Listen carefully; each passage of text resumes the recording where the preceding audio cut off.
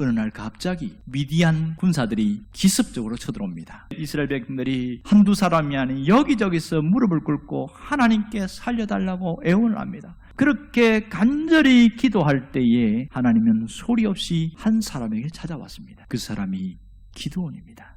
갑자기 하나님의 천사가 나타난 겁니다. 큰 용사여, 여호와께서 너와 함께 계시도다. 그런데 기드온이 어떤 사람입니까? 기드온은 우리가 생각하는 대로 그런 큰 용사가 아닙니다. 하나님은 왜 기드온에게 큰 용사라고 말하는 것일까요? 기드온을 큰 용사로 세우셔서 이스라엘 모든 사람들을 큰 용사로 만들려는 하나님의 뜻이 담겨 있습니다. 놀라운 것은 연약한 자라도 하나님이 세우시면 큰 용사가 될 수 있다는 겁니다. 하나님은 현재 기드온의 모습을 보고 얘기하는 것이 아니라 하나님과 함께한 미래의 모습을 보시고 기드온에게 말씀하신 겁니다. 이 큰 용사가 되게 하시려고 할 때에 하나님이 하신 일이 뭡니까? 먼저 찾아오신 거죠. 이 기드온이 큰 용사라는 그 음성을 듣고 아멘으로 받아들였어요. 기드온은 큰 용사라는 자기 확신이 분명했고 모든 사람들에게 큰 용사의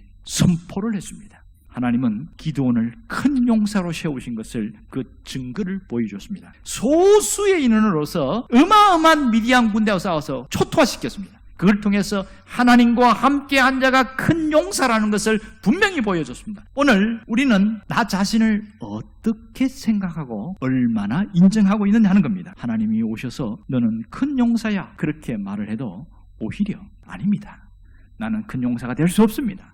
강하게 부정할 사람들이 굉장히 많다는 거예요. 오늘 하나님 우리가 어떻게 살기를 원하실까요? 큰 용사의 비전을 갖고 큰 용사의 삶을 살아가기를 원하십니다. 큰 용사 의식을 갖기 위해서는 반드시 믿음이 필요합니다. 하나님의 음성을 듣고 나는 하나님이 세운 큰 용사다. 이 큰 용사 의식을 가지기를 주의 이름으로 축원합니다. 하나님은 포도즙 틀에서 뛰어나오기를 원합니다. 그것을 벗어버리고 나오기를 원하십니다. 나오는 그 순간부터 하나님의 역사는 시작됩니다. 오늘 우리가 어떻게 살아가야 할까요? 하나님의 말씀을 붙들고 살아가야 됩니다. 매주마다 교회에서 선포되는 이 하나님의 말씀을 붙들고 그 말씀이 나를 강하게 하는 줄 알고 말씀을 붙들고 살아가야 됩니다. 큰 용사 의식을 가져야 됩니다.